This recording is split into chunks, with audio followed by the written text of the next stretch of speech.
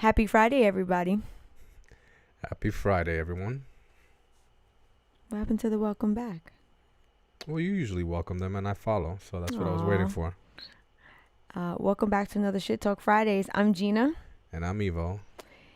And tonight we are drinking a bottle that was purchased by a donation from one of our viewers named Mark that we would like to say thank you for. And it is Josh Cabernet Sauvignon. You ready to cheers? Because I am. Because yesterday I was like, you want to drink? I was like, no, wait. This one's to you, Mark. Yes, Cheers. Cheers. Thank you. With the fat $50 donation. Much appreciated, my brother. Thank you. And we also have a special guest with us tonight. Yeah. Well. Who decided to... A reoccurring guest, as we like to call it. Well, one of her cat names, because if you're a cat owner, you know that your cat has multiple names, and you tend to call them those other names rather than the actual name that you gave the cat. And one of her names is Chloe Plopper. She's doing what she does best, which is plop. That she is. And I always find it so interesting that she decides to do it literally right before we're about to go live. What is it about us going live? We were sitting here. She was chilling. We started to get situated to go live, and she was just like, it's go time. Well, those are cats for you. So tonight we are actually celebrating Hispanic Heritage Month, and we thought that we would share some stories of our own and things that have inspired us about Hispanic heritage, and actually have a little bit of fun when it comes to being Hispanic. And real talk, did you as a kid celebrate, I feel like Hispanic Heritage Month is something very new to me. I don't know if it's new to everyone, but the 40-something years I've been on this earth, I potentially only know about Hispanic Heritage Month, I don't know, maybe the last decade or so, even if that. Listen, I may have heard it in conversation or something, but not to the extent where I was like, ooh, what is that? You know, same. Only thing I really remember celebrating is the Puerto Rican Day Parade or the Dominican Day Parade. You know, why would you celebrate the Puerto Rican Day Parade? 'Cause it's off the hook. I mean, what? Have you ever been to it? I mean, yes. So then why are you asking? I'm just asking because you're not Puerto Rican, which I find so funny. You don't have to be Puerto Rican. You're 100% right. You do not have to be Puerto Rican to celebrate But I was just wondering why you did it, and your answer was this shit was fucking off the hook. Evil. Your answer was impeccable. You said, "Fuck," you say? You know what I'm saying? Shit. I mean, that's another festival. Is, I mean, is the Portuguese festival? Is that because that wouldn't be considered Hispanic, would it? It would be considered European, right? Spanish. Could be. I wouldn't consider it Hispanic. Okay. Because there's a little bit of a variation there, and we'll actually get into that a little bit later. Another great festival that I enjoyed. Why? Okay, but why don't you give us a little info on because since you and I, this is a very new thing to us. Why don't you give us a little bit of info as to what Hispanic heritage is about? Right. Because I think that potentially would be very helpful. Yeah. So, just to give you guys and ladies, there you go, a little bit of insight on what Hispanic Heritage Month is. It's a period from September 15th to October 15th in the United States for recognizing the contributions and influences of Hispanic Americans to the history, culture, and achievements of the United States. Now, the date is significant because it's the anniversary of the independence for Latin American countries such as Costa Rica, El Salvador, Guatemala, Honduras, and Nicaragua. And it also celebrates Hispanic Americans tracing their roots to Spain, Mexico, Central America, South America, and the Spanish-speaking nations of the Caribbean. What I found so interesting about this was the dates. Because a good friend of mine and we were actually the other day talking about how the hell is it Hispanic Heritage Month, but it starts on September 15th and then the joke was... why is that? Well, you just said why. No, but why is it from the 15th to the 15th? You just said why. Well, oh, so that's the dates of the independence. Yeah. So Okay. but that's why. But the joke was it's because Hispanics are always late, so they Oh start shit! they start off they start us off in the Damn. middle of the month. Why they had to do us like that? But come to find out, it's actually the date has much significance Significance, because yes. it celebrates the independence of these Latin American countries, which I recently knew of this because another good friend of mine actually just visited her home country, Honduras, and she then was there for a part of the independence. Nice. And interestingly enough, excuse me, one of my best friends growing up actually was from Honduras. And I was exposed to the Honduran culture because of my friend, and there were things about that culture that were like so different to me because it's Central American and they have a different type of Native American, which then really cultivated their overall like Hispanic culture, because once there was a merging of the native with the Spaniards, which is primarily all of Hispanic countries. Right. But that particular country has a very different culture as far as like their food and their dressing, or clothing rather. Well, I mean, they all have their Yes. uniqueness. But Honduras was something that I was definitely not familiar with at all, because growing up in New York, you know, you got your Puerto Ricans, you got your Dominicans, you Yeah. got some Cubans, you know, you like Honduras was not something that like was immediately Yeah. familiar to me. They kind of like creeped around in the shadows. Yeah, and I definitely felt very privileged to be exposed to Yeah, that, great because people. I actually made you a dish that my best friend's mother used to make for me, which was the beans with the egg with the tortilla. No, slamming. Oh my god. Actually, Actually. haven't eaten that shit in mad long. That sounds like a bust down for me.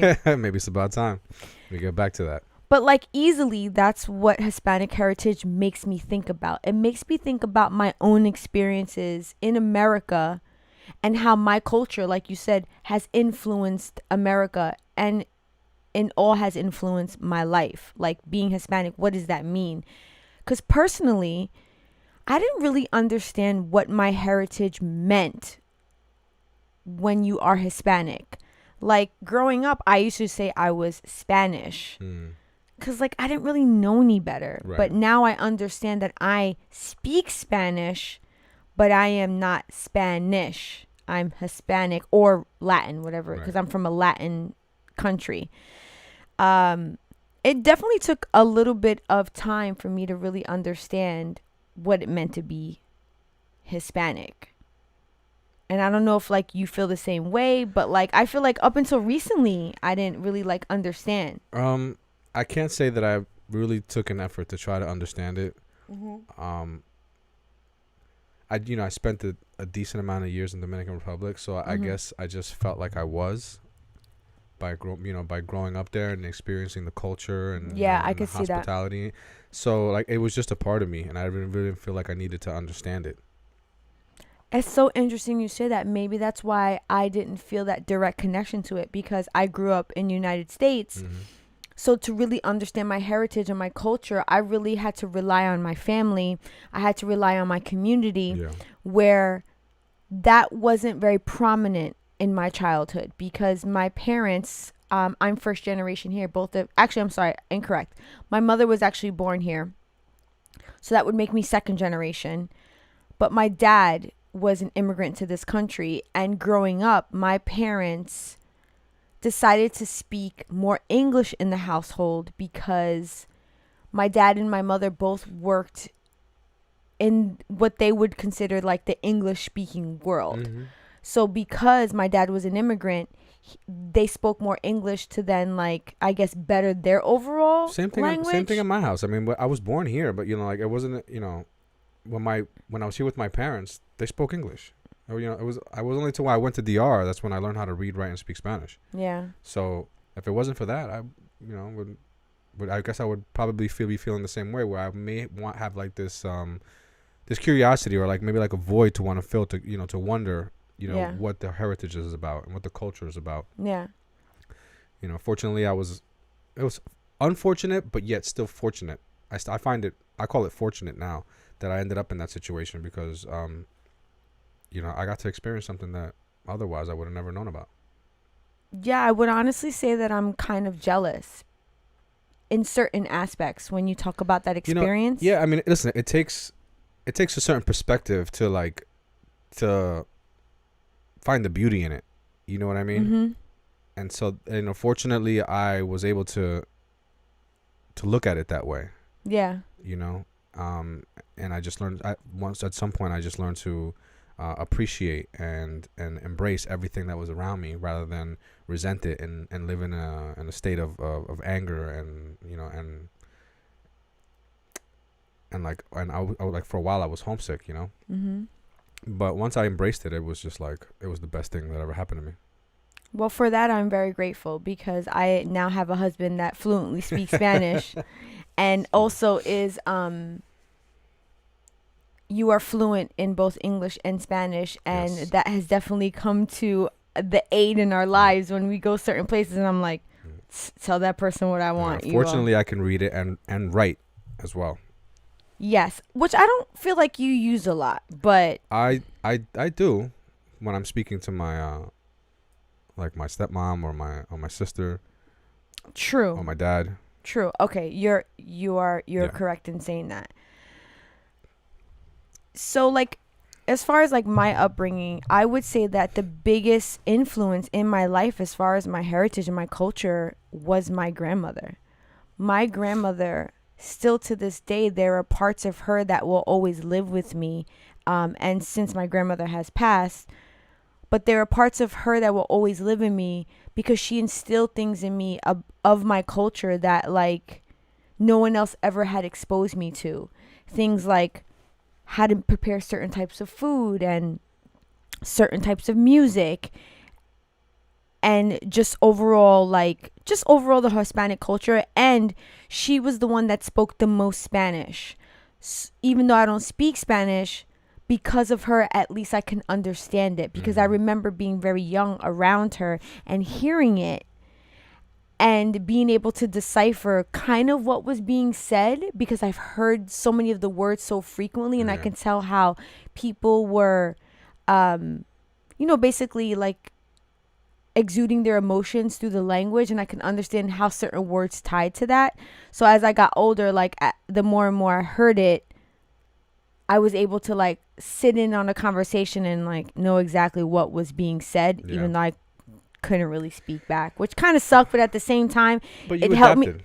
It helped me a little bit because there were times where I was in a situation where people spoke Spanish primarily, and even though I couldn't speak Spanish back to them, they were able to we were able to have like somewhat of communication because I was able to like say a few words in Spanish and they were able to say a few words in English. So like we met somewhere in the fucking middle. Well, interesting story. As when I went to DR, I only knew 3 words when I went there.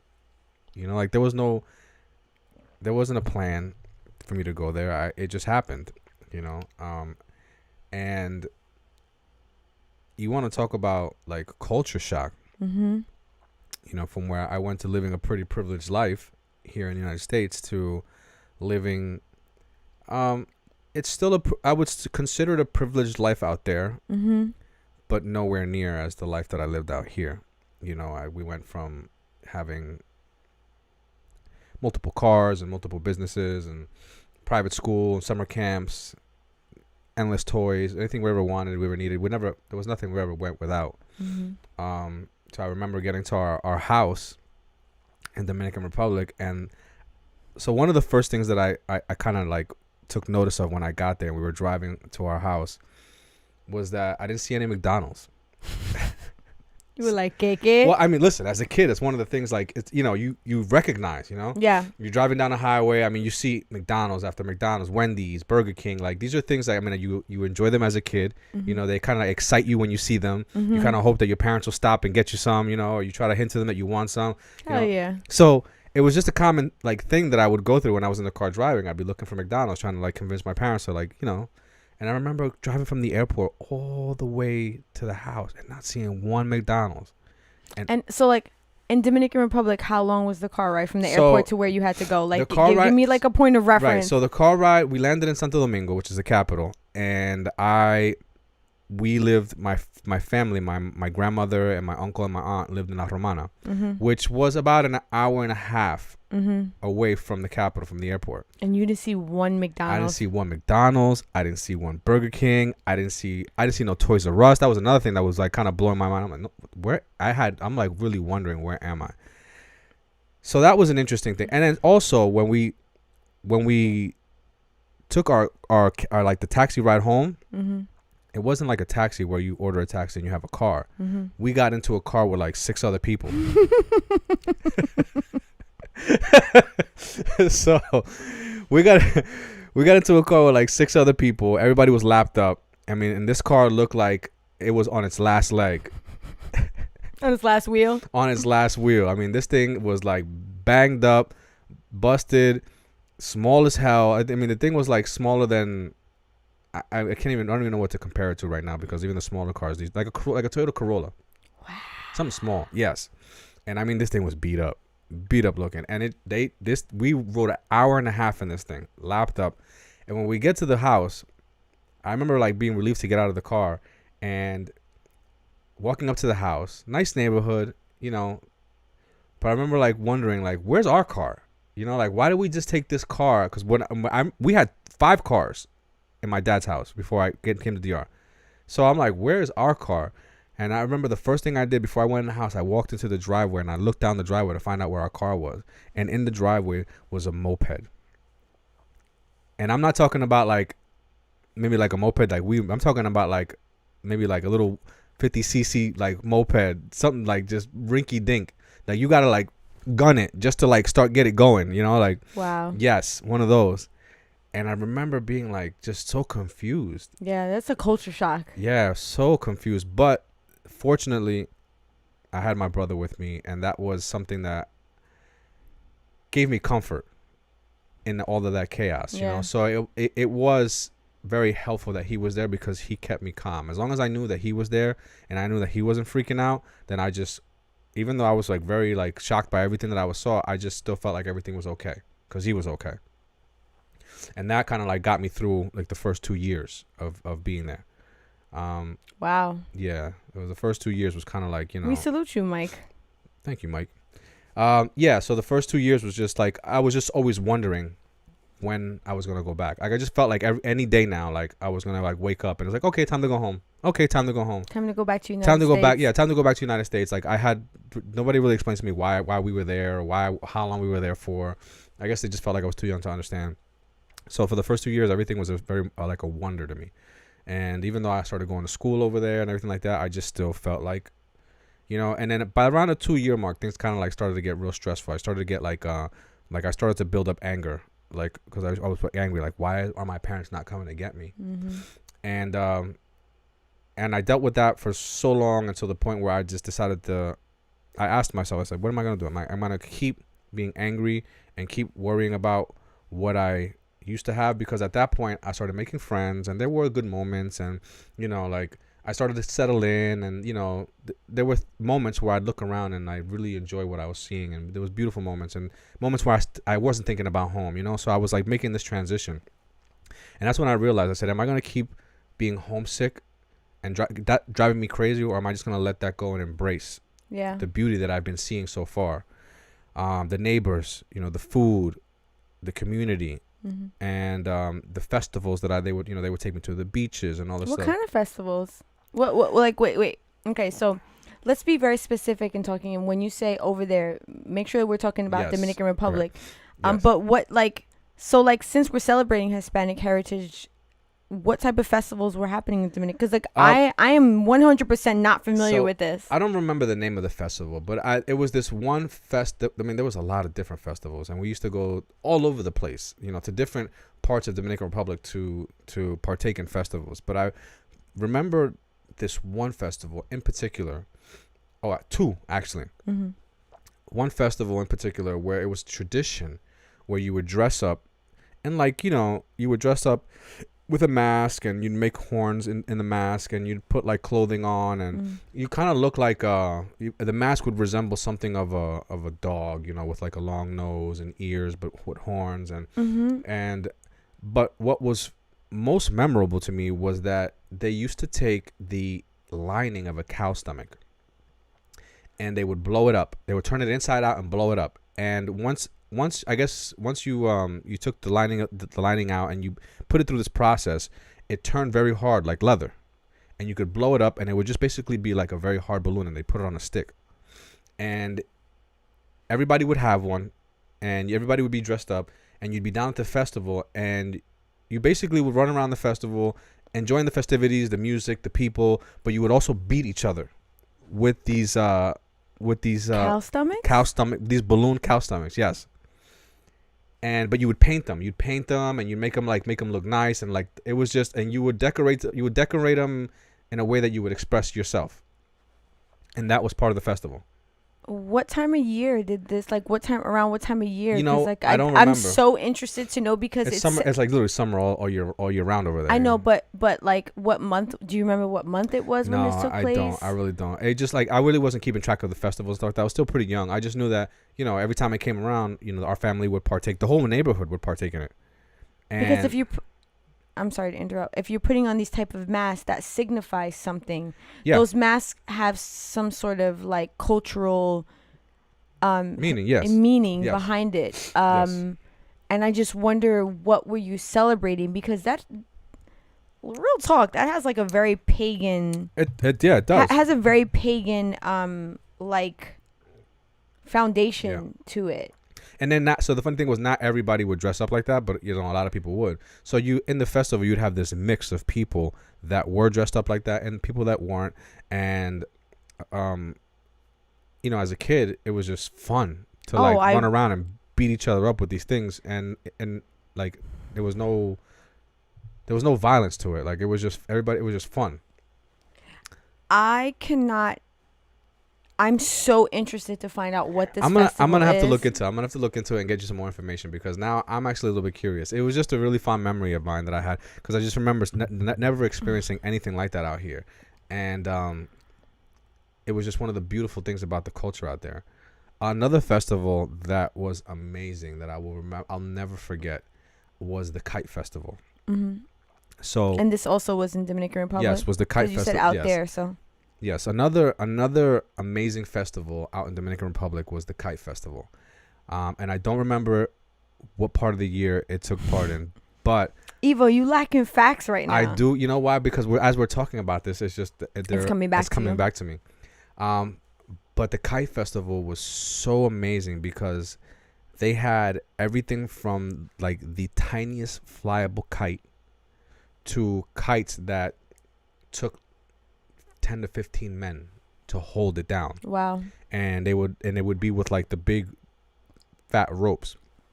And I mean, these kites were literally the size of what can I give you an example of that would, you're talking about the kite of size of a car. Wow. Yes. And so it was the biggest. The contest would be competing in the biggest, the highest, and the furthest that you can fly a kite, and that you still be able to see it, and then the smallest that you could fly, a flyable kite. Wow. Yes. And it was just amazing because people really came together and they made these kites. Everything was made out of hand, and you would see the craftsmanship that existed in a country that didn't have a lot, but they had a lot of arts, they had a lot of culture, and it showed in their festivals. And man, let me tell you something. I used to love that because it was, as far as the eye can see, it was just hundreds and hundreds, if not thousands of kites just flying all over the sky. Different designs, octopuses, elephants, dragons, big big pictures of Jesus in the sky, and I'll never forget this. I like how you went like this because that's usually how he's posed. And I'll never forget this guy. I remember seeing him. He had this little tiny kite, and he was holding it with like a little tiny string, and it was like this big, and he was flying it. It actually flew, and that's where I learned how to make it. We used to make our own kites. We used to just do it for fun. That's something that actually my dad has spoken to me about. He used to make kites in DR out of garbage bags. Garbage bags and the stick of a leaf of a coconut tree. Yeah. Yeah, and some string. When you talk about these type of experiences that you would have with festivals and like, you know, just things that were in your community, in your town, that were cultural, it immediately reminds me of one of the experiences that I had. I lived in Puerto Rico for a small moment in time, also with my grandmother, who I spoke about earlier. And I remember one day being outside and hearing like some sort of commotion going on, and it sounded like a lot of people were in the street. And I wasn't we lived in a small town in Puerto Rico which was called Guamo, and Guamo in Puerto Rico is considered campo, which it's like campo translate the best it translate in English to camp. Yeah. But what it really means is the more rural Like country. the more rural country Yeah. areas that are not very like well visited as far as tourists. Yeah. And you know what's funny is I really feel like it's like, even though you describe it like that, you have to experience it really to understand what it means to be Correct. like in like a tropical country. Correct. Area. Because I have been to San Juan.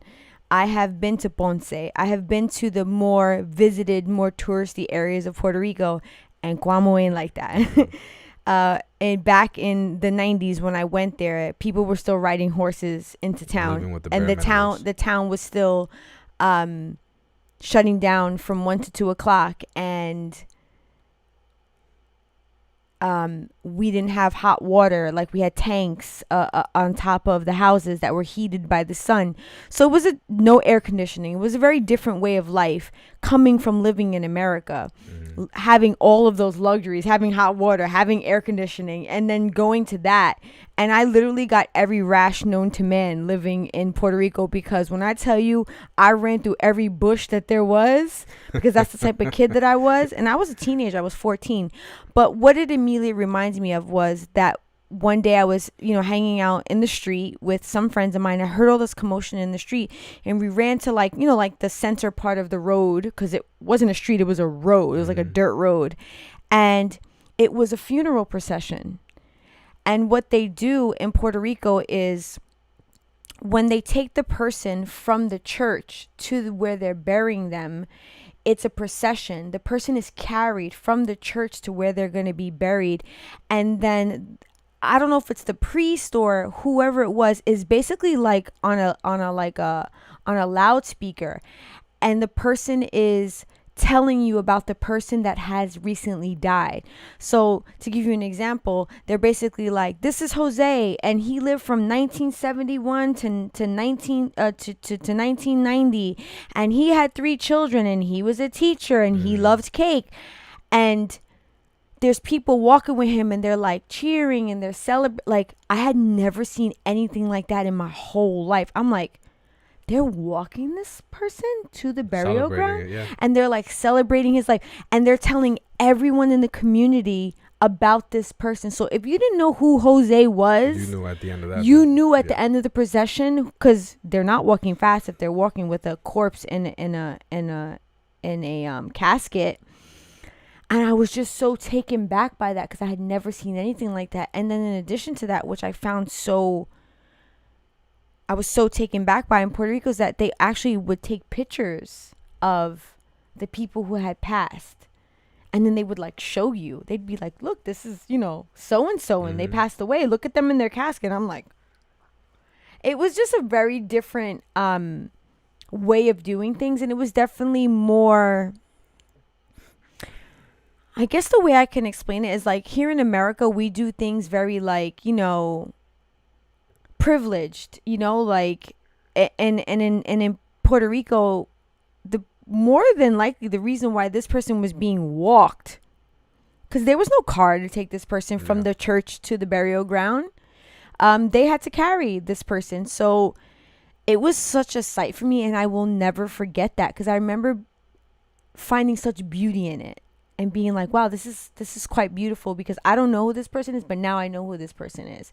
And I also think that that's what kept the community so tight knit, because everybody was kind of put on that forefront. Like, okay, even though this person was 80 years old and I was only 14 at the time, I still now had a link to this person somewhat, Right. which I think is pretty awesome. And that time that I spent in Puerto Rico really connected me to my culture because they were parts of that island that I didn't understand and I didn't know, and I became exposed to it. And I feel so lucky to have had that small moment. Because at least, even though I don't speak Spanish, I can say that I've been to my country. I've lived in my country. I know my foods very well. I know the island very well. So it's like, I kind of like, I still have that tie to it, which I think is really good. So when you spoke about that, but I've actually never been to a festival, but what I will say is a neighbor of mine took me camping at Oaxaca Beach, and there was caves there that they were, once the sun went down, it was on and popping in these caves. People were playing, they were playing congos, and like, it was, when I tell you I was mind blown by this experience of this type of music and this type of gathering that I had in America. You don't see that kind of stuff. And like, and that type of gathering happens because like we're on an island and there's no electricity in certain areas still at this time.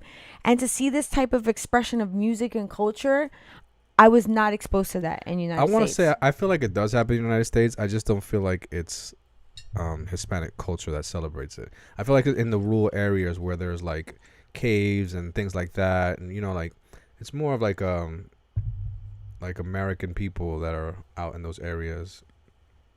Yeah, I mean, I guess I can't speak. I will tell you this. Listen, man. So like where I grew up, and where I grew up,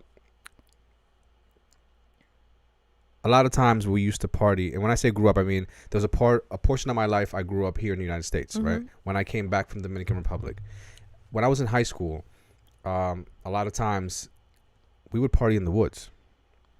Yeah, because you lived in an area that had woods. You know, so like, and when I was out there, there was a lot of Latin people out there in the woods. I think, real talk, the scene that you and I partied in, particularly, there was not a lot of Latin people. Yeah, I mean, I partied in a lot of different scenes, but this one in particular, and I enjoyed being out there because it kind of reminded me of Dominican Republic, you know. Oh, I could see that. And so like being out in these areas where, you know, there's not a lot of light, and you know, you're in the woods, you're hearing like the crickets and the sounds of the wilderness and things like that, which you hear in Dominican Republic. Everything's very quiet, and like, you know, and the wilderness really speaks up at night. It felt, you know, there was comfort in there, so I enjoyed it. But you know, the people, there was no Hispanics out there with me hanging out with those people. You know, it's a lot of just white people. Yeah. You know, so I love white people. So like, you know, I feel like here in the United States, you know, where there's, you know, these areas that were in the more rural area, the country areas, where there's a lot of beautiful places that are very out of the way of what we know as far as like places to hang out.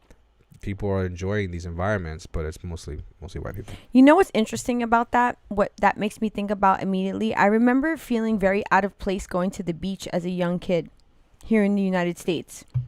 Because I was a darker skinned Latin person, and primarily where we went to the beaches, it was primarily white people.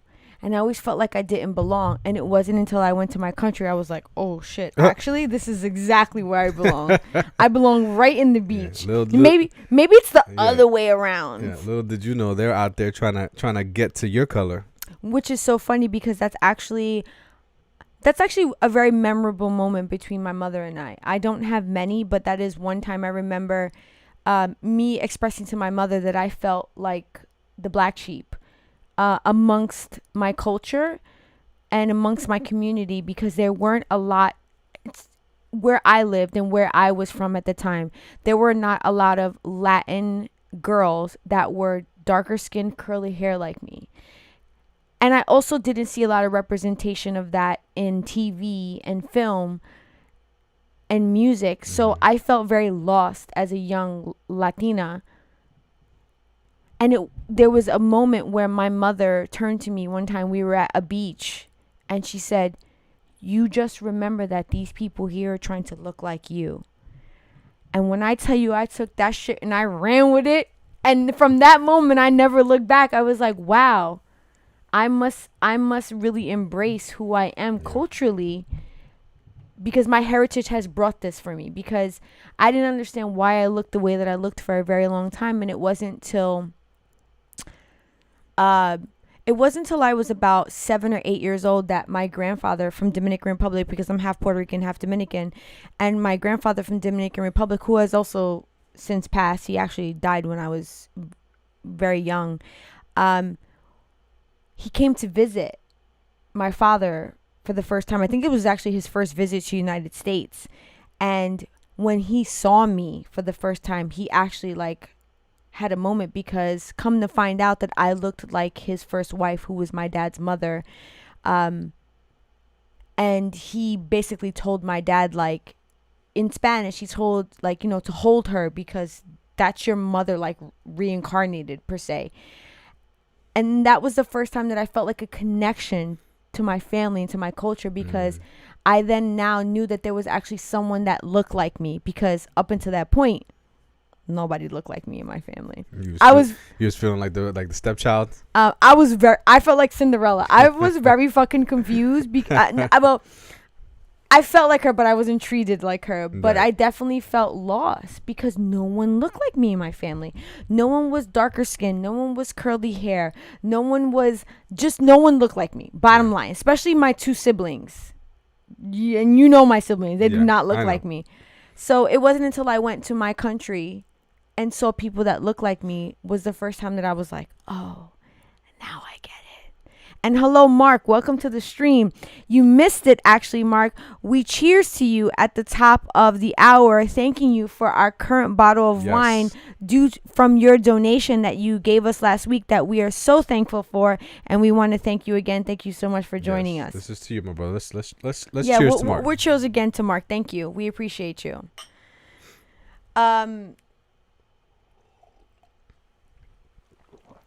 So with that being said, I really want to get into real quick one of my other biggest influences of Hispanic culture. But actually, before I get into that, I just want to say they just released 2 Barbies for Hispanic Heritage Month, and one of them I was very excited about. So we have a picture of this Barbie, and it is, if you don't know who this is, it is like, you don't even have to be Hispanic to know who this person is. I know, you gotta be. I really don't feel like that. Like, no, Eva, really? I'm telling you that I feel like Celia Cruz was a very prominent Latina figure that, like, even if you weren't Hispanic, you knew who she was, or you had seen her before. You can't tell me that you had not seen her. I mean, listen, it's tough for me to say that I haven't, because I mean, it's just, she's part of our culture. But to say that everybody should know, I don't know. I'm not saying that you know, but I feel like you had at least seen her at one point, because can't you say that at some point in your life that even though you're Hispanic, when it comes to the black culture or it comes to the Asian culture, don't you feel like you still know very like prominent figures in their culture, even though that you're not part of that culture? Yeah. So you feel like Celia Cruz is that person? So like, okay, so for example, I feel like Selena is that person. Okay, so for example, Bob Marley. You know who Bob Marley is, right? But is Bob Marley part of your culture? No, but I mean, kind of. But what I'm saying to you is, like, you're not Jamaican, so but you do know who Bob Marley is. Yeah, of course. Because he's such a prominent figure musically for that culture that even though you're not from that culture, you still recognize that person. And I feel like Celia Cruz was like that. Maybe not so much now, but definitely Selena. Yeah. All right. I think I follow you on that one. You get me? Yeah, I got you. Okay. But I was very excited. I was very excited about this Barbie because she's a dark-skinned Latina, and I was happy, even though she got her blonde hair, which I still feel like is a very like signature look for Celia Cruz. Yeah, it sure is. And Mark says, "Tell me everything. My wife is Puerto Rican, and just had my mom-in-law move in." Oh shit! Damn. Mark, good luck to you, brother. Good luck to you on that. But I think that that's so exciting though, because one thing I will tell you about being younger and then older is that when I was younger, I thought that like I wanted to get away from my family, and when I got older, I wanted to be closer to my family. And then I realized how important family was. Yeah. So now, Mark, that you have your mother-in-law move in with you, I would really just like dive into the culture and really try to absorb as much as you can, because That's they're that not 24-hour babysitter right there. and part-time cook and clean too. Oof. Yo, you're horrible. Oof. I don't think that I wouldn't let that fall to the wayside. Like, absorb that as much as you can. Mom-in-law, if she's like the OG Puerto Rican, they don't stop. Like, she's cooking, she's cleaning, she's like chipping in. She like, this is not a person that's just gonna sit around and be a loaf on the couch. So I hope that's what you have, my brother, because that'll be an asset to your family. Yo, for real. And I'll be jelly as hell because we don't didn't have that. We Nope, don't have that at all. Sure didn't. But I will say, my dad did come around more than enough times and make us some mango. Yeah, your father's the true OG. Yeah. So real quick, going back to like influences, because I was saying that Celia Cruz, I wanted to just talk about the Barbie real quick. One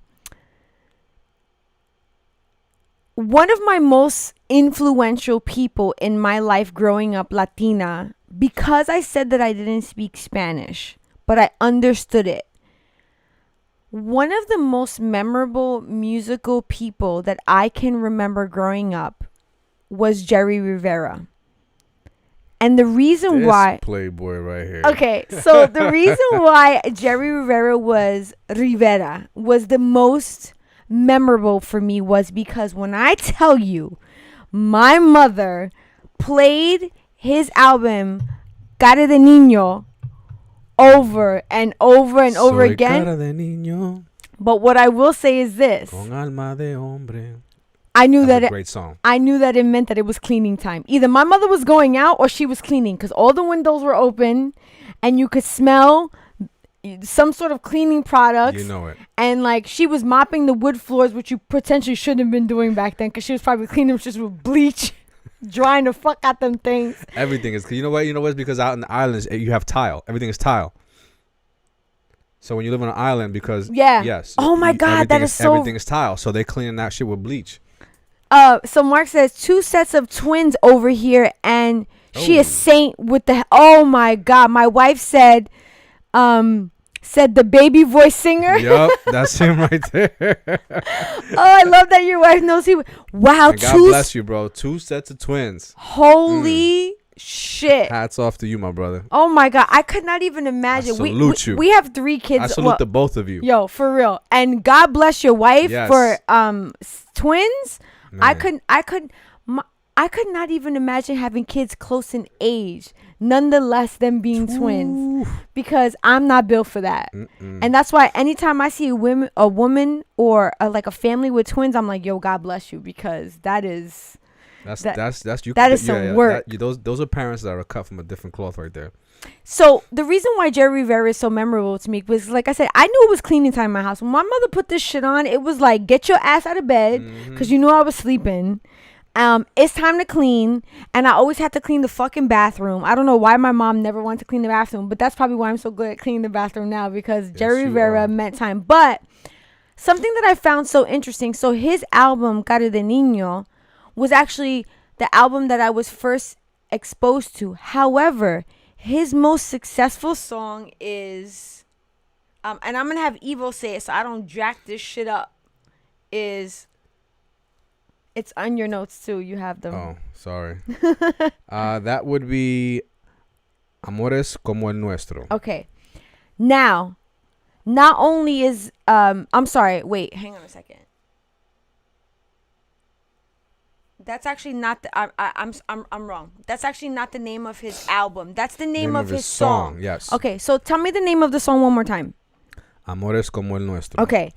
Now, you just saying the name may not ring a bell, but it is the song that starts off with the horns. More famously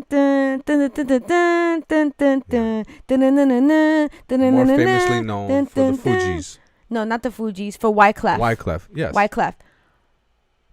But let me tell you how many times that song has been sampled. So the first people to sample Jerry Rivera's song, say the title for me. Amores como el nuestro. The first group to do it was Deja Vu, when they did Uptown, Baby. You know what I'm talking about? Yes. They were the first. I forgot about that song. Yeah, they were the first group to do it. Then it was actually Wyclef when he did Dance Like This for the movie Havana Nights. Then him and Shakira partnered together, and they did Shakira. yeah, they did Hips Move Like This. Yes. And it's that iconic sound of the horns. Dun, dun, dun, dun, dun, dun, dun, dun, dun, dun. Okay, so, but more recently, my man French Montana. Oh, really? Just this year. Are we going there? I had to talk about this. Every time when you say French Montana, that's all I think about. Is him So making that damn noise. so French Montana chose to sample this song from Jerry Rivera, and he used that beat with the horns for a song called FWMGAB, which French stands Montana for he just need to hang it up. which stands for "Fuck with me, get a bag." And how I wish that we could play music on this live without getting fucking copywritten, because a little Yo, I have mixed feelings. French Montana need to pack his bags and go the fuck back to Morocco. Like, for real. I have mixed feelings about this song. I don't know what. I don't even know where this guy. He's on. Like, he just lives in a whole nother dimension with the fucking music that he's coming out with. Because, like, I just feel like he's so out of touch. Like, he was simmering for a moment. All right. I didn't want to say he was hot. I mean, he was simmering for a moment. That moment came and went, and I just feel like he's still trying to ride on the coattails of that moment. Just like recycling the same old shit. What I will say is this: I played the song for me, for my son and our son Anthony, right? And he, we listened to like the first minute of the song, because I'll be honest, I could not do much of the French Montana song "Fuck with Me, Get a Bag." But I turned the song off and I looked at him, and Anthony says to me, "I'm not even gonna front. I think that song will be a banger in the club." And I 100% agree with him. Really? Evo, Is it one of those? I hate to I ain't say really it. listened to it, so I hate to say it, but I think the song has potential to be a banger in the club. all right, it probably could. Who knows? And I'd be surprised these days what could bang in the club. I have no fucking clue, because I can't tell you the last time I've been in the club to tell you like what was hot and what's Listen, not. I'm not. It wouldn't surprise me, because nowadays, like, shit that pop in the club is not what I would consider real music. So Really? it's my opinion. I stand by it. I'm sorry to say that, but typically the shit that pop in the club, like typically, and I'm not saying all music, but typically the shit that pop in the club is not like, it's just like some catchy like turn, like shit that make you just want to, like, you know, more of a beat type of, like a simple type of in the moment type of song. Like, What do you mean that what's out right now doesn't make you wait? I said club bangers. Uh-huh. Club bangers are Uh-huh. typically like songs that I want to say that they're just designed to make you dance. They're designed to make you like get up and get lit. Like, I just don't feel like it's like a song that like really like is deep and resonates, like something that's like an artistic song, you know, like something that's a hit because it's a great song. So, but you feel like music now is not giving us that? We're talking about club bangers. Yeah. So you feel like we're not getting club bangers? I said typically. Mm-hmm. Okay. See, now you're taking what I'm saying and you're Okay, you're spreading it across the whole genre. I need to listen. Okay. I said typically, Mhm. right? So when you said this French Montana song, it could be a banger. I said I'm not surprised. I'm not surprised that it could be a banger, because it doesn't take much to make a banger a club banger. I would agree. Right. So that's all I'm saying. I'm not saying that all club bangers are like, you know, just not that great, or they don't have much to them. I'm just saying, like, it doesn't take much to be like a club banger. Like, you could put anything together, and as long as it's got like a dope beat, a little catchy tune, you know what I'm saying, and something that just makes you want to just, you know, jump up and it's just simple, it'll be a club banger. But doesn't make it a great song. I actually think that's exactly what Mark is saying. He says it's more of the beat and not so much the lyrics. Exactly. It's the banger because the beat and the hook. Yes. So that's why I think that this song potentially could be that, Yeah. because the hook, "Fuck with me, get a bag," Mm-hmm. I think has potential to, like, you know, it's 1 a.m. in a club and you've had about 4 drinks in you. Yeah. You're going to hear that shit. You don't need much but a fucking dope beat and a dope hook, and you're good. Oh, because I think what I thought that you were trying to say was that a lot of the music out now is not qualified to be club bangers. No. See, I was like, hold on. Please don't do that to me. Don't twist my words around like that, all right? I'm not trying to twist your words. I'm just saying that was my perception. Yeah, nah. Definitely not. Didn't say that. No. Okay.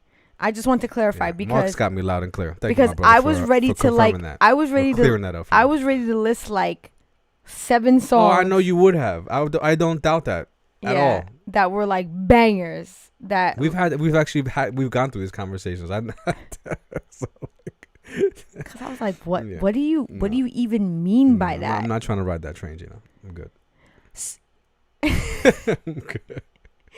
I love how like sometimes you're like, I'm not trying to go to war with you on this. You know, you definitely pick and choose your battles very eloquently, and I respect you for that because when you do choose to go to war with me, I'm usually like, oh shit.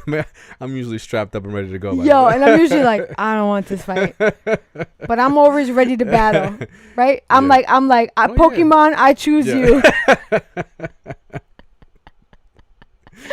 Right? Yeah. You know what, Evil? There has been so many things that you have said. It's okay. There have been so many things that you have said tonight, that I had to restrain myself from making a comment of what you said made me think of. Okay. Because oh yes, because you stay doing that. I know, but so just for all of you that are not following what or you're not familiar with what we're talking about, I'll say something like, let's just say we're talking about something random and let's say we're talking about pancakes, right? And I'm just describing how pancakes are made. The word pancake all of a sudden send Gina off into like this crazy ass thought of like something has nothing to do with what we're talking about. Zero. But it has something to do with pancakes. And I'll lose her for like a brief moment where I'm just talking about something and she's not here. And so you're saying that's kind of what's happening right now? No, it has happened actually several times throughout the live today. Are you serious? And I'm restraining myself. God, you're the worst. No, but I'm really trying to. No, you're doing a good job at it. You're definitely doing a good job because I didn't pick it up today. Normally I can pick it up, but today I didn't pick it up. Because I'm really trying to be. I'm in the moment. Yes, yeah, and thank you for that. I'm also trying to be a very active listener because from watching our lives, I noticed that there are times I step over your words, and it's because I immediately get a thought, and instead of waiting to talk, I just need to like immediately spit out what I'm saying. You know what's interesting is I'm the exact opposite. So like I'll do that when I'm by myself, like either working on something on the computer, and all of a sudden something will pop up that'll make me think about something else, and my thoughts will go off in a different direction. Yeah. But when I'm having a conversation with someone, I'm very in the moment. I'm very focused, and there's not a lot that will make me go off and start thinking about something else. You are an exemplary example of a very good active listener. I am not.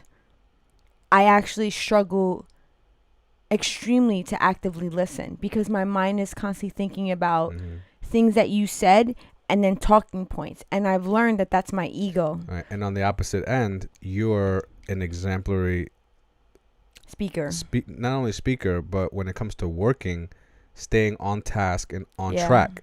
Yeah. And when it comes to working for me, I can work and then I'll get easily distracted and kind of and I have to like really like force myself to stay focused and on track. Yeah, I know. Because sometimes you and I work in the same space and I roll so hard. I'm like, which is why we're opposites, and that's I guess why we attract, right? Yeah. Well, one of the reasons. I don't know if that's how we were attracted to each other. No, I mean, but I'm saying we're definitely yin and yang. One of the many reasons. And Mark's wife thought that we were about to go at it. One thing I will say, Mark, to you and your wife, and I would love to know her first name if you would like to share it, because I feel like I'm addressing you but not addressing her, is that Evo and I, whatever is said here, it stays here. Like, it does, like, and honestly, like, things could get, if they do get heated, because they have in the past, but it's never, like, an animosity-driven type of heated. It's more so of just, like, we feel very strong about our opinion, but I don't hold it against you and you don't hold it against me. Because when I tell you that we get off this live and we're just like, do you want grilled cheese? Can I tell you something, Mark? Do you want grilled cheese or do you want pizza? I didn't mean to cut you off. Yeah, you're like, I'm trying not to have a step over what we're saying. So I just want to like comment on this.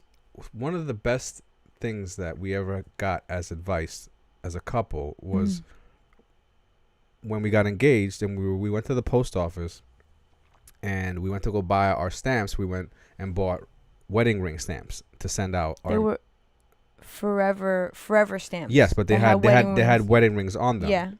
And we bought them, and the lady at the counter who sold them to us obviously realized that we were either getting married or newlyweds, so she asked us and said, yes, we're getting married. Fortunately for us, she was in a very long-term marriage with her husband or her partner at the time. I can't even say if he was her husband. And she gave us one of the, like, I want to say the most solid advice that we've gotten as a couple. And she said, I can tell you guys to do one thing, it'll be to just communicate. So, Mark, when I tell you that we don't hold nothing back, we just talk and talk and talk. Even off microphone, we just let our feelings out, and it creates this environment where there's just such a deep understanding of who we are at the core that there's not much that we can say to each other, even though if it gets a little heated, that'll like put a wedge between us. Yeah. And to your point, I actually think that we sometimes reflect on the things that we have argued about and we laugh about them so hard. For sure. Because I'm just like, are we fucking idiots? And Mr. Jones, welcome to the stream. What's up, Mr. Jones? Let's go. Welcome to the stream, Mark. So, Evo, we are Are we at the hour? We are about 4 minutes away from the hour. And Evo was very he was very, what's the word I'm looking for? You were very adamant about telling me that our top 5 for tonight needed a little bit of time. It needed some time. So I'm going to give you that time, sir. All right. So it is 4 minutes to 9. So you have a good half an hour. All right. So to like go over our top 5 for the night in celebration of Hispanic Heritage Month. Let's get into it. All right. So in celebration for Hispanic Heritage Month, we have the top 5 things that you'll find in a Hispanic household. In every Hispanic household. Every Hispanic household. Okay. And if you don't find these things in a Hispanic household, excuse me. Household?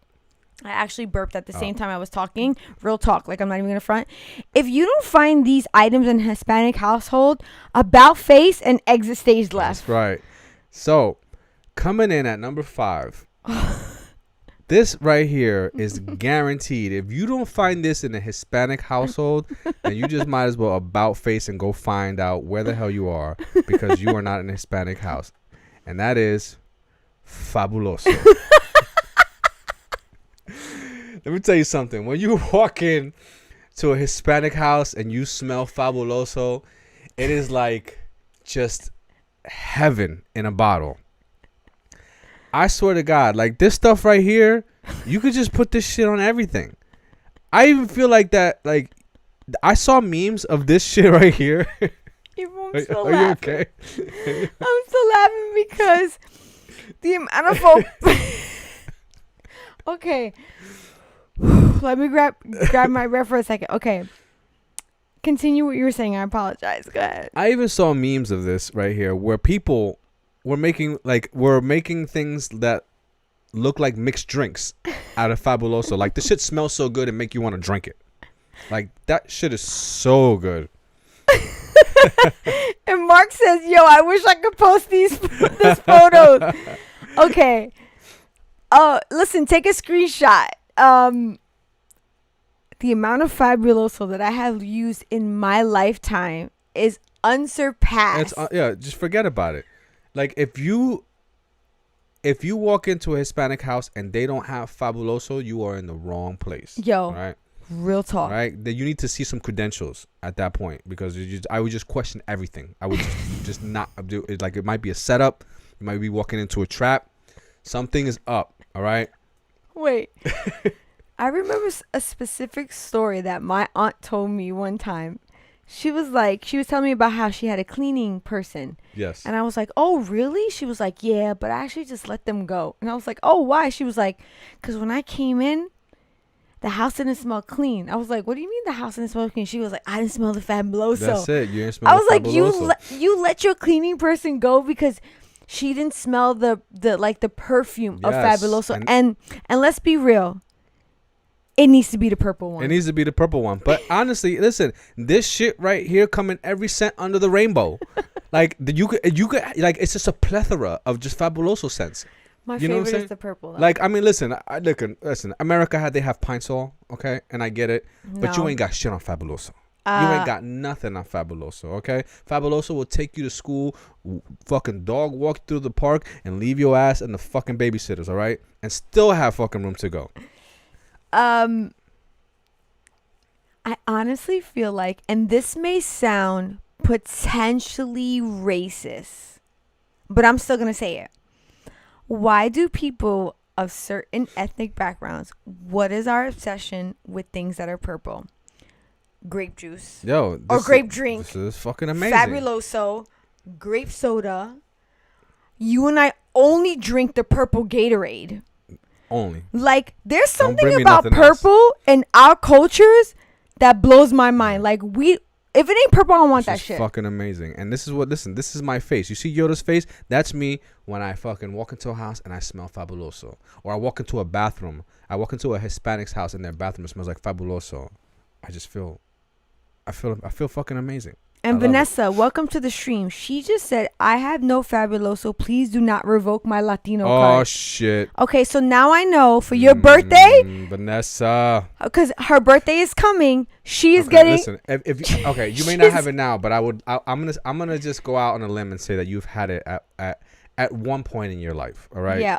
And that's enough right there. We'll take that. Well, her birthday's coming. I will give her a bottle of Fabuloso for her birthday. And look, Mark says, man, that's the Mrs. favorite color. There it is. Well, purple's the color of royalty. Yes. So obviously we know what the fuck we're doing when we pick something that's purple. Mm-hmm. Cause I've tried the other color Fabulosos. They're I've tried okay. I've tried the blue one. Yeah. I've tried the green one. I Yeah. always go back to the They're purple okay. one. I mean, listen, if purple's not your thing, they have They have the blue one. They have the green. There's a variety. You know what I'm saying? I think that- they have a yellow one too, which is like pineapple or Yeah. some fruit something. I don't know. I don't fuck with them. Listen, if you want to get tropical, they got that shit too. All right? It needs to be the purple one. It's got to be the purple. You know what I'm saying? It's like Like Dave Chappelle said, sugar, water, yeah, purple. Fuck Sunny D. We don't want that shit. We want that Give me purple that grape shit. drink, not grape juice. I want grape drink. Give me that grape drink, baby. Grape drink, baby. So that was number 5. Coming in at number 4. Wait, real quick. I just realized. There you go. In honor of Hispanic Heritage Month, I'm actually wearing a lipstick color that was made by MAC Cosmetics for Selena. And look at the color that the tube is in. There you go. Purple. And the name of the lipstick is called Dreaming of You. And if you're a Selena fan, Dreaming of You is one of her biggest songs, which I'm not going to go too deep into that because, we lost Selena at the... Yeah, we at, did. We lost Selena at the wrong time. She's right up there with Aaliyah for me. For those of you who don't know, who have just joined the live, if you don't know who Selena is, Selena was. Selena is to the Spanish community. The Latin community. Excuse me. Yeah. So Selena is to the Latin community what Michael Jackson is to the American community. I would agree. Just simply stated. All I right? would 100% agree. She's the queen. Yes. The queen, I wouldn't. She's the queen of what she did, which was that like was it? The crossover. Yes. She crossed over from Latin to America. It was that Mexican sound that they. Yeah. So she was the queen of that. Yeah. Let's go on to number 4 because some people are. People are jumping in here, and it's okay. Listen, let them come, and which is fine. I would love to hear what you guys are talking about. I'm totally okay with that, but I want to move on to number 4 of Vanessa's over the Bam Bam. Please do me a favor and just make sure you intro number 4 with the category of what our top 5 is. All right, so coming in at number 4, on top 5 things you'll find in every Hispanic household, is a wooden spoon. Um, And it wasn't always used for cooking. Evo. That's how you knew that you was in a Hispanic household. Evo, that is disrespectful. That is. All right, because let me tell you something. I feel so disrespected. Americans don't know about the wooden spoon. If you walked into a Hispanic household and they didn't have a wooden spoon, you were in the wrong place, my man. All right? Yo, about face and leave. Because this shit right here was a multi-purpose tool. I think we have like 4 of those fucking things. And to go even further, not only did you have them for cooking, they were mounted on your wall. Yes, they were. They were mounted on your wall. They came in a variety of sizes. Some of them dated back to fucking for generations. That just was in the they family. came really big, or they came like generations. Yo. Right? Some of them they were like you know how some people have like art paintings on their wall? No, Hispanic household, they had a big ass fucking wooden spoon. So Vanessa says, laughing my ass off, wooden spoon, she's dead, or chanclas. Yes, or chanclas. We will actually, there will be a moment for chanclas. But Mark says, what else is it used for? Mark, listen. So maybe your wife could answer that for you, but if she can't, when you grew up listen, it's for rice. No, it's to get your ass beat. That's what it's for. A wooden spoon was you got bopped over the head with that shit. This shit is the Hispanic multi-tool. It was, and that's why Vanessa said it went hand in hand with a chancla, because it was the tool of choice that if you went in the kitchen and you bothered any of your parents while they were cooking, you got whacked with a fucking spoon. Yes, get the hell out of the kitchen. Or and he said she just did. Don't come in the kitchen trying to stick your fingers in some of the food that your mom or abuela's making, because you're going to get smacked with a wooden spoon. Bop! Oh, wait. Pop your ass. So Mark says, I'm black, so I'm lost. Mark, Evo and I actually spoke about this. I said to him earlier today, I said, I 100% believe that there always is a direct comparison to any other culture of something that is in one particular culture. So, for example, in the Hispanic culture, it's the wooden spoon or the chancla. But in the black culture, it's the belt or it's the switch. Yeah, or it's a switch, yeah. Like so this is the equivalent to that. But I grew up getting the spoon, the chancla, and the switch. Yeah. And so the belt. The switch was you had to go outside and get a stick, right? Well, is that what it was? That's what it was, right? You had the switch could be an array of different devices, but do you remember those things that they're called stink weeds? That they're like a weed that grows, and if you let them grow too big, if you touch them, if you pull the leaves off, they actually kind of smell. No, I don't know. Well, they make a great switch. Okay. And you get your ass whooped for one of those from what switches. I understood, a switch was a stick, right? So, but the Hispanics, they leveled it up. They carved the stick into a spoon. Oh. Right? And they put that shit in the kitchen drawer so it's readily accessible 24/7, 365 days a year. They took the switch and transferred that shit to the house. No, we gonna. This is the switch 2.0. Yeah. So 1000% that there's always a direct, in any other ethnicity, I'm almost certain in Asian culture there is some sort of derivative of a chancla or a switch, and I don't know what it is in Asian culture. Maybe someone could find out for me, but I'm telling you, in any of these ethnic cultures, look who joined us. I'm lost. Right up top. He's about to lose it. Mark! Our other Mark other Mark is back. Hey guys, I'm back. Has it been 6 months already? No, it hasn't been 6 months. Mark, what happened, bro? Mark, it's been 6 weeks. It's been 6 But we love you. Welcome back. Welcome back, brother. So we're gonna have to refer to him as Sterling so that we don't confuse them. Okay, so it will be Mark Sterling and Mark Cabness. Yes. I love that we have 2 Marks, by the way. We love you so much. So real quick, Sterling is one of the OGs, though. He's an OG right there. Someone needs to find out for me if there is a derivative of the switch or the chancla in the Asian culture, because I know that there is. Even though I have seen in Asian culture that they still use the chancla too, because I've seen enough TikToks to know. Yeah, well. But maybe there's something else. They believe in keeping old school heritage alive, so that would not doubt me Yeah, because they wear a lot of Yes. sandal And looking like they things. got the wooden ones too, right? Certain parts of the Asian Yes. cultures, not all of them. Yes. But okay, so that was number 4. That was number 4. Fucking evil said a wooden spoon, ladies and gentlemen. Mm-hmm. If that ain't in the house, you need to fucking just get the fuck You out need of to there. realign your Yes, spirit. you need to realign your spirits. All right. Spirit. All right. Now coming in at number 3. I'm excited for This number shit 3. right here I'm excited for all of these. is the tonight. multi-tool of everything you'll ever need in your goddamn life. All right. Come to grandma and say, Grandma, I don't feel good. What she gonna do? Ponte Vicks. Oh my God, you made Vicks number 3? Ponte Vicks. Yes, I made Vicks number 3. What did you expect the Vicks to be number 1? Hell no. Hell no. Wow, I'm so taken back by that. I thought Vicks was number no, 1. no, Evo. No. Real talk. Evo curates the top 5. No. We talk about what it is, and Evo Yeah. curates it. No, when I tell you, I thought that Vicks was number 1. No.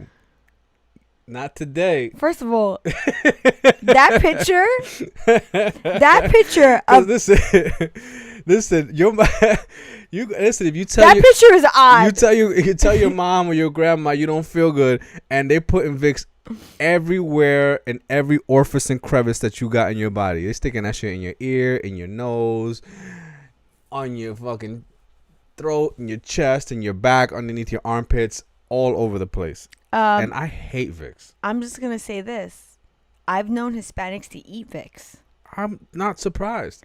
They use that shit for everything. So, something that I learned. Okay, so remember how I was saying that there is a derivative of everything in every culture, right? So, Mr. Jones is saying castor oil, which I agree with him. Yes. But my boys, their family is from the Caribbean. They're West Indian.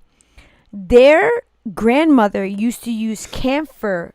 They're like camphor cubes, like almost kind of like a sugar cube, but they're made out of camphor, which has almost kind of like the same scent as Vicks. And I remember one time, like either I wasn't feeling well or Anthony wasn't feeling well. She told me to take a camphor cube and put it underneath his pillow, so that while Really? he's sleeping, I never even heard of this. okay, so while he's sleeping, he can smell it. But then in my mind, immediately, my Hispanic ass was like, I just put some Vicks on him. Exactly. But I'm telling you, I feel like that there's a derivative of everything in every ethnic culture. We all have the same things, but different. But this picture right here of the Vicks being stuck in the ear, I'm going to tell you why I right now 100% identify with this picture. I'm not sticking Vicks in my ear like that, but anytime I feel any sort of like weird ache in my ear, I will take Vicks on a cotton ball and I'll put that shit in my ear. Listen, I'm telling you right now, mommy or grandma, they gonna put that shit in your ear. All right, don't tell grandma you got a headache, cause she just gonna slap her Vicks all over your forehead and send you to school. You're not staying home. You are not staying home. Okay. Eva, I hate you. Yo, not today. You are going to school. There is no staying home. I gotta move my mic right now. I hate you. Yo, look at that photo. Mendito, that little girl. She said, Ponte Vicks. Ponte Vicks.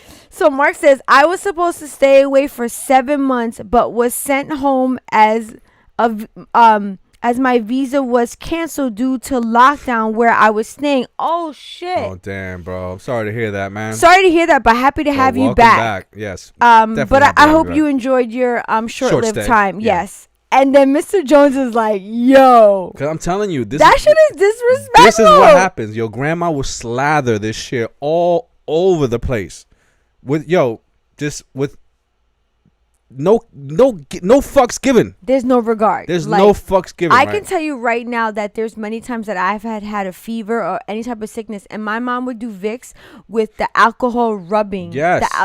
The rubbing alcohol, the green one, and she would do it together, and she would always tell me that I had to sweat it out. So she would put the Vicks on me, put the rubbing alcohol on me, and then cover me in like 3 blankets, and I would have to stay under that, and I would like cook, and it would like make me sweat my fever out. This is particularly why I hate Vicks, because my my parents and my grandparents used to do shit like that to me. They would fucking glob this shit and stick it up my nose and stick it in places that I just hated having it. And this literally was what I felt like. I just felt like they just might have just bathed me in this shit.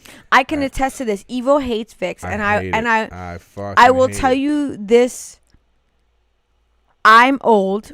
I like to put Vicks in my nose before I go to sleep for no particular reason other than the fact that I love the smell of it. Nope. Not today. I like to put Vicks in my nose and read a book. Nope. It's so soothing to me. But they say this shit is for everything. Like literally, you could just put this shit on your feet. Oh yeah, it works great on your feet. And it works great on your feet supposedly. Listen, I can attest to that. I have put in Vicks on my feet, put on socks. The menthol is it's soothing to your feet. But is it? I feel like is it like Vaseline and menthol together? I would say that it's a mixture of that. So I want to say it's more the Vaseline than but the not menthol. Vaseline. Petroleum jelly. Petroleum jelly. Yes, because Vaseline is petroleum jelly. Yeah. Okay. So petroleum jelly. I could see that how that would be helpful to feet, but I just can't imagine my feet just all tingly. No, they don't. Menthol. It doesn't tingle. That shit tingles everywhere. You put that shit anywhere. You are just so afraid of something in a facet that doesn't really exist. I swear to God, I like that shit. I'm like Spider-Man. Like my spider senses start tingling if you just bring that shit around me. It fucking drives me crazy. Yeah, but I think you're slightly exaggerating. No. I don't think it's that bad. But I can understand because that's how I feel about the dentist. You and Yes. I understand, but at the same time, I'm traumatized with Vicks. you're traumatized, but I'm traumatized to actual like real pain where you're just traumatized because it was used on you a lot. There was like no pain I just inflicted didn't on like you. the smell of menthol, and the shit was like applied to me in just excessive amounts. Yes. And I would just sit there and just fucking suffer more than feel relief. It was just the worst experience ever. So Mark Sterling says, and also don't ever get on a seaplane, you will vomit. I don't know what the fuck a seaplane is. So a seaplane is like a plane that like lands in the ocean. Oh, okay. And it takes off from the ocean. Yeah, and I'm definitely, I get seasick very easily. And then Hector Diaz says, yo, what's up? What are we talking about? Hector, my man, thank you for joining us. We are talking about the top 5 things you will find in every Hispanic household. In celebration of Hispanic Heritage Month. Yes, and what we just covered was Vicks. Vicks was number 3. I still can't believe. 5. I still can't. You mean number 2? No, I'm gonna just recap. Real quick. Okay. For Hector, so you missed. Coming in at number 5 was Fabuloso. Coming in at number 4 was a wooden spoon, and number 3 was Vicks. Okay, so now I'm a little nervous as to know. Oh shit! I slipped. We actually have 6. Okay, fine. Wait, hold on a second. So, PVA Caesar says, "Is that an owl painting? Love it." So if you're referring to the pictures in the background, they're not owls. They were both pictures of just kind of mythical kind of women from a artist named Dustin Billard. And the picture below it, you can't really see it because the light is kind of fuzzing it out. It's actually the scissor hands of Edward Scissorhands, which is my favorite character of all fucking time. And just so you know, be ready because Halloween is coming, and Gina, do not fuck around when Halloween comes. But okay, so we have 6. Wait, so we have 6. So actually, do you want to make 6 the honorable mention that you talk about? So all right, I have to renumber these. So Fabuloso was the honorable mention. Really? Yes. Number 5 was the spoon. Number 4 was Vicks. Okay. All right. So coming in at number 3. Okay, I'm nervous now. Now I'm really fucking nervous. Number 3 is a staple in every Hispanic household. Like, if this is not in your house, you just need to, you check your birth certificate, do a 23andMe, find out where the hell you from, because if this is not in your house, where you from? Where are you from? You are not Hispanic, and that is a rice pot. Okay? And I know some of you be like, oh shit, I got a rice pot. No, not just any rice pot. You can't do this one, all right? This is not what I'm talking about, all right? Oh, wait. And don't talk about no goddamn rice cooking either. This is not what I mean by rice pot. Okay, you got one of these. Okay, you cannot pass go. You do not collect $200. All right, this does not qualify as a rice pot. All right, what I mean by a rice pot is this shit right here, the fucking Iron Mountain, right? The shit that feeds fucking armies. And if you were making arroz con gandules in this, right, get the fuck out my house. This shit right here has fed generations and generations and generations of fucking Hispanics. Right? The love and the blessings that have come out of this piece of iron is unmeasurable. I'm fucking dying right now. All right? The beauty that comes out of these fucking metals right here is unspoken. I don't even have words for this shit. All right? It's just nothing but love when you see this shit right here. Yeah. Just know that if you see this shit right here, it's about to go down. Yo, you're like halfway into heaven. All right? Let it be known. And Mark is asking your rice pot or maker. Mark, in the Hispanic household, we not fucking with no rice makers. Let me tell you something. This shit right here was crafted by angels. I remember going to a baby shower like early on in like my young years, and I remember it being a girl who was Hispanic, and she got a rice cooker. And I remember turning to the other Hispanic girl next to me. I go, "What she need a rice cooker for?" Yes. She don't know how to make rice. Mm-hmm. And look, Hector says my mom had one twice that size, as she should. These shits come in fucking little, big, small, and super size. Right? Because I said, they feed armies with these things. And you better be turning that rice with a wooden spoon. Yes, you better be turning that rice with a goddamn wooden spoon. You could check it with you could check it with a spoon. You could check it with a fork, but you better be turning that shit with either a wooden spoon or a wooden fork. Get the fuck out of my house if you not. Let me tell you something, yo. If for those of you who don't know, they make these shit so big that you will look at these shit and be blown away that all they're making is rice in that goddamn motherfucker. Okay, so wait, what is Mark saying? My wife calls the burnt parts on the bottom pegao. Yeah, pegao. Pegao. Or, and correct. In DR we call it concon. Yeah, that I know pegao and I know concon. I know both of them because I'm half and half. Yeah. And wait, hang on a second. So, I felt like I've been replaced by another Mark. Oh, Mark! You know what's funny is, ironically, when you went on your sabbatical, we got blessed with another Mark. Evil said that Mark went on a sabbatical. He went off the grid. You know. Oh, and the other Mark Havness says, "I love Pegao." Yeah, so good. Yeah, but it has to be seasoned right. Like, and then Hector says it's doubled in a disciplinary device. Yes. Hector, you missed. We talked about the spoon earlier. Here, Hector, this is for you right here. All right. Here we go, Hector. This is right. It's for cooking, but it's also to get your fucking ass beat too. It wasn't always used for cooking. Yes. Mm-hmm. Evo. Now I know why you said to me that Eva was like, Gina, we may need more time. We may need more time for the top fiver tonight. And I was like, why? Yeah. I was like interrogating you, and now I know why. Yeah. So, just to recap, if you walk into if you think you're in a Spanish household and you happen to look into like the pots where the pots at, and you don't see one of those, you need to turn around and get the fuck out of there. Yeah. Because if they say they're making rice and it ain't one of those. See you later. You're being set up. I've been making rice in that pot or those pots. As far as I can remember, we actually just got rid of the pot that we had for. I think I've had that pot for like 15 years. I actually just replaced it with another pot that was just like it, but the top was glass versus it being steel. It still works all the same. But no, it's the same exact type of pot. But it almost hurt me because like I've had that pot for so fucking long. Something happened to the top. It got bent or something. It wasn't sitting right. Evil. The shit was old. The shit was like 15 years old. Okay, I've had that pot since like 2005. That shit was a champ. I love that damn pot. Okay, so here we go. All right, so coming in at number 2, just as valuable as the rice pot. It's like these things go hand in hand, right?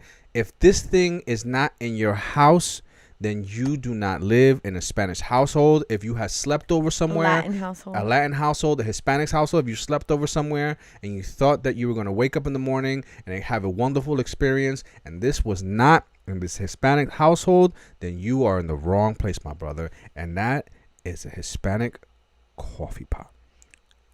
But how do you say it in Spanish, Evo? Oh, do you not know? You know what? You got me. Okay.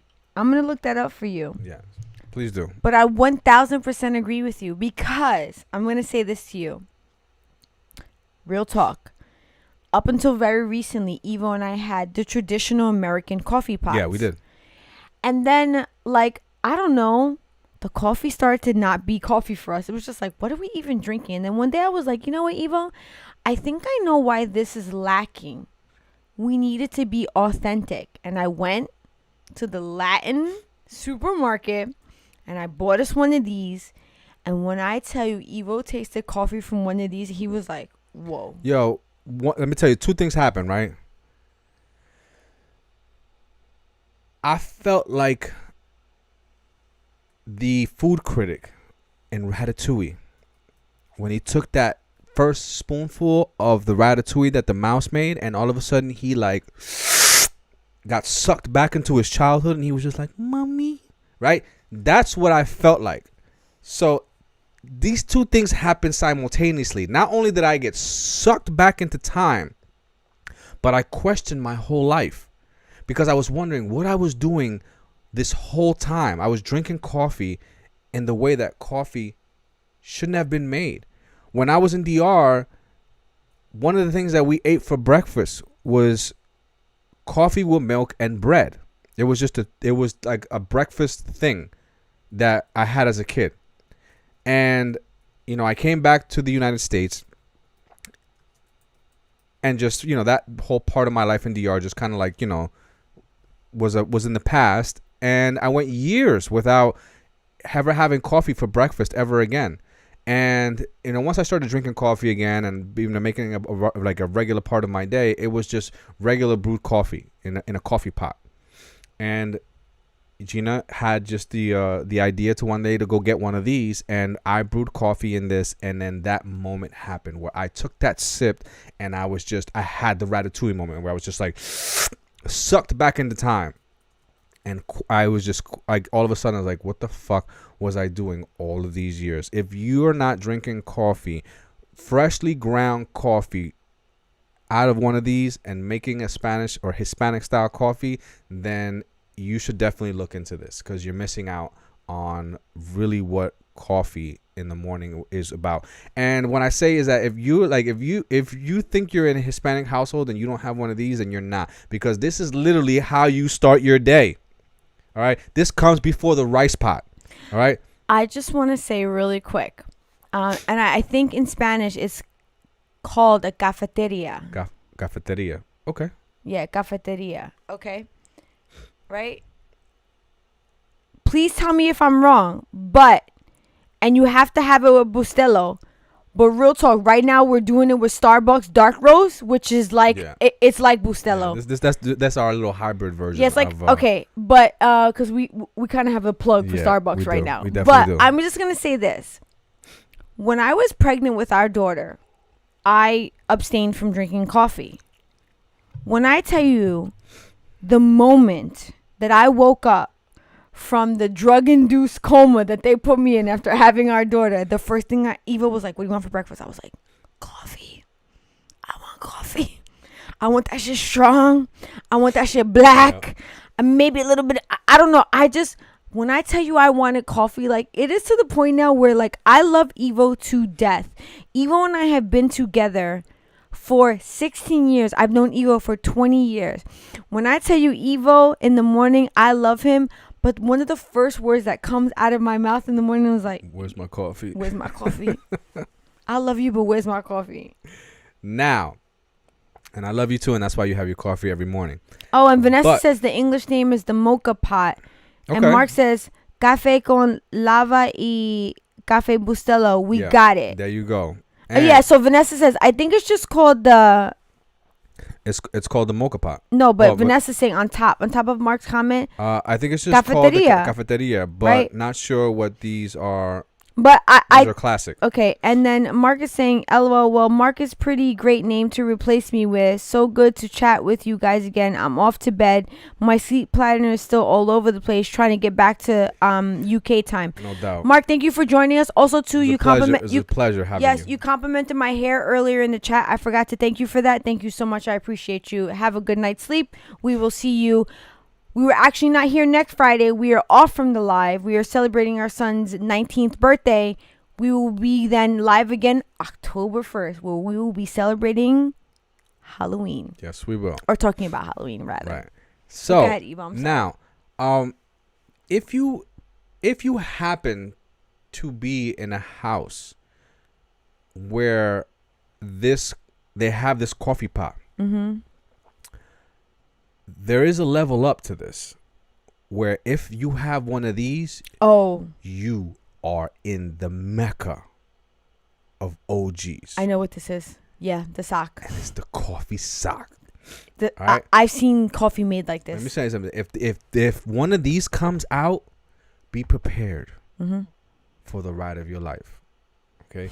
Because you ain't... This shit right here... Yo. This shit right here... Let me just tell you what happens if you have one of those. You have just been unplugged from the Matrix. I'll tell you something. You will just lose cabin pressure. You just took the red pill. Yes. And you just found out how deep the rabbit hole went. It's Houston, we have just lost cabin pressure. All right. If they pull out one of these, you'll be prepared. Okay. Because this shit, you going back generations with this motherfucker right here. Talking about generations, a mosquito bit me today when I got out the car, and I can see myself on the monitor itching it, and I'm dying right now because it got me good when I came out the car today. All right. So you ready for number one? I am ready for number one. It is also 9:31, and Mark says, "This shit right here." Yeah, you know what we talking about. This shit right here. So. Okay, I'm ready for number one as I itch this fucking mosquito bite. Coming in at number one. Okay, I'm going to take a breath. Listen, if this is not in your Spanish household, then you just Hispanic. I said Hispanish or Hispanic? You said Spanish. I thought I said Hispanish. I think Remember, we speak Spanish. We are not Spanish. I'm merging shit right now. All right. If this is not in your Hispanic household, then you just need to just question your whole life, right? As a whole, because there's this. I feel like just being Hispanic doesn't exist without this 3-piece combo right here, and it's not the tres golpes, all right? If she can't cook with these, then she can't cook at all. This is a 3-piece knock your ass into the fucking stratosphere. Right? Yo, there oh my god. This is heaven, hell, and earth all mixed in one fucking pot. Evil just said that if you don't have adobo, sazon, and sofrito in your house, yo, exit stage what the left. fuck are you doing with your life? For real. All right. This is the grand 3-piece combo. Shit has. This is the beginning, the middle, and the end of your life. Evil said this is the alpha and the omega. Yes. This shit right here. I will say though, we 1000% use adobo and sazon. I'm slightly bougie and make our own sofrito. Even though more recently I've been buying it because I just don't have the time. Even though at one point I was semi-boycotting adobo because Goya was donating to a particular presidential campaign. Mm-hmm. And I wasn't about that life. But I have found other derivatives of this. But honestly, when I tell you, I still almost buy like just nature, just grab fucking sazon. Like, I almost can't help it. There is no other flavor on earth that will resemble what this shit will give you right here. Do you understand there is nowhere in the planet that you can go? Fuck planet, even in the universe. Yeah. And experience what this 3-piece combo will give you. Right? And yo, real talk, it has to be the sazon with the achote. Yes. Because otherwise your arroz con gandules, that shit is wiggity whack. Exactly. And you know what? So I think one of the great things about that combo is that it has this wonderful ingredient called achote. Right? Yeah, I just said Yes. that. I said if it doesn't have the achote, I don't want that and shit. So, and for some of you who don't know what achote is, this is life without achote, and this is life with achote. Okay? Okay. There's a stark difference. I need to leave her. Just to give you a little bit of understanding of what happens when you introduce achote into your life. Yo. Okay? Evil just went there. Shit goes to another level. Right? You know what I'm saying? You get injected with life. Yo. Right? Sin and con Sin achote and con achote. Evo, you crying right now? A little bit. Yo, Evo's crying right now. Cause listen, I'm loving everything about this top 5. Oh my fucking God. I can't even take you right now. Well, you know what though? But so that's to help you visualize, right? But if you have and so for some of you I can't even take it. who have I'm trying not to hold myself back right now. I can't even take it. But if you're wondering what does it taste like, right? So if you just never even, I just, God forbid, you just never have had the chance to eat food that has been seasoned with sazon, adobo, and sofrito, right? This is just the best thing that I could just tell you, right? It's just it's just with sazon and without sazon. This is what happens when you add sazon to your chicken. Where'd you go? I'm sorry. It's so loud on the mic, Evo. I had to go. You're making the cat uncomfortable right now. Come here. Wait, look, she acting up her ass. Don't leave us, Gina. Come on. Where you going? The cat right now is like... and this is just the best example that I can give you. Like, if you have never had seasoned Hispanic food, this is what you're missing this in life, okay? Here we going back. All right. I had to your life will transform in this way. I just had to exit because I laughed so hard that our cat got scared and she ran up the stairs and was like, I don't know what the fuck y'all are talking about, but let me out this basement right now. Evo, welcome back, Gina. I honestly lost breath for a second. The fact that you put up Kylie Jenner. This is what happens when you introduce Hispanic seasoning into your life. You will be transformed. Bro, I'm done. I'm so done. Right. I'm sweating, Evo. So if you want some of that in your life, you need to go get some. Okay, wow. And we talked about chanclas earlier today, but I just will say that our son made sure that he typed it in. He was like, talk about chanclas. Because did he? I missed that. Oh, well, no, he typed about it. He typed about it in our notes for tonight. Because when we talked about the wooden spoon, he was like, and chanclas. But we wind up talking about it. But I want to make sure that, chanclas had its own shine. Because the joke is that, you could get hit with a chancla from across the fucking room. Yes, you can. Where a spoon, I feel like you had to be, in the direct vicinity of the spoon. Yeah. You got whacked with it directly. Yeah. Whereas a chancla, that shit got flung at you. And parents don't miss with those things. No, I will say that I don't think I